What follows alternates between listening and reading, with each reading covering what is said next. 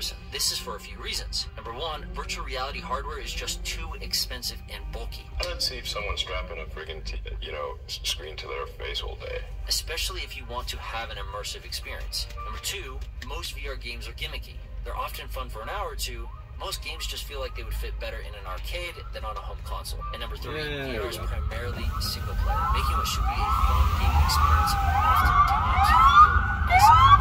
This is why VR is failing again, and why virtual reality is only played monthly by a very small minority of gamers. The technology is just really great.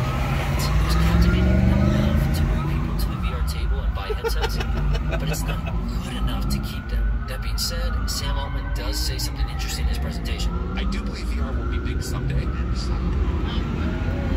Like Sam, I believe so I don't think the question you should be asking is, will VR be successful? The question we should be asking is, what needs to happen for VR to be successful? And weirdly enough, I think the answer lies in Pokemon Go. Back in 2016, this innocuous Pokemon game was released and it took the world by storm. Who would have thought you'd find people chasing Pokemon on their phones in Japan, Germany, Mexico, the United States? I mean, this game was so popular that we had politicians telling people to, well, Pokemon Go to the polls. kind of cringy, but you get it. This game was popular.